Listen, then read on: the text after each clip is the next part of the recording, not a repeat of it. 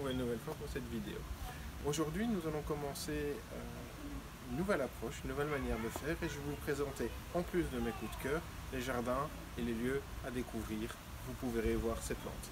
Je suis Julien Paps et aujourd'hui nous sommes dans le jardin de la maison Erasme à Anderlecht, qui est un jardin que j'ai eu envie de découvrir pour sa collection de plantes médicinales, collectionnées par rapport évidemment aux ouvrages et à la littérature du XVe siècle en rapport avec le philosophe humaniste Erasmus. Vous me suivez?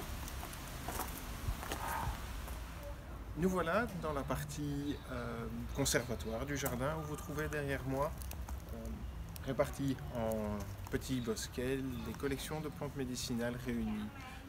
Ce n'est pas Erasme qui a en lui-même choisi les variétés qui sont présentes derrière moi, mais il s'agit en fait d'un regroupement et d'une sélection faite par rapport aux ouvrages et aux écrits du XVe siècle, comme je vous l'ai dit.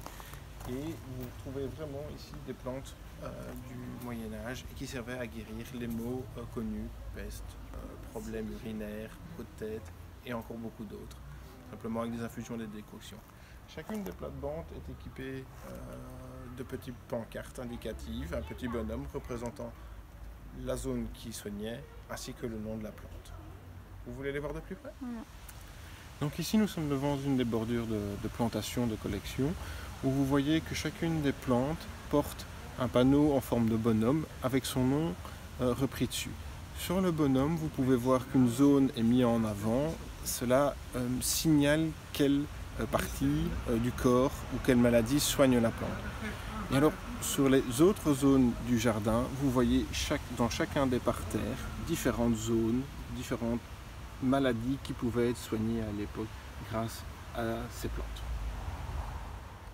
Dans la suite de notre visite, nous sommes actuellement sous les arches qui regroupent une belle collection de plantes grimpantes. Comme par ici, on a une clématite. Là, nous avons des rosiers, une vigne ici. Et un peu plus loin, nous avons même un arbre fruitier. Cette structure est montée exactement comme une nef de cathédrale, avec ses ogives qui refont le dessin. Travail de ferronnerie relativement impressionnant quand on voit la taille des pièces et la manière dont elles sont montées. On retrouve vraiment des plantes à des stades avancés de développement, comme déjà ça c'est une clématite qui a déjà un certain nombre d'années. Et là ici, sur ma gauche, vous retrouvez vraiment un très vieux rosier. On voit qu'il a été recépé il y a de nombreuses années et qu'il est déjà reparti pour donner une toute nouvelle structure. Alors, petit détail dont il est important de faire attention sur ce genre de réalisation, c'est de ne pas avoir le bois en contact directement avec le sol, parce qu'après un certain nombre d'années, nous avons un effet de pourrissement qui apparaît juste ici, et ce qui peut donc fragiliser la structure et la rendre dangereuse malheureusement.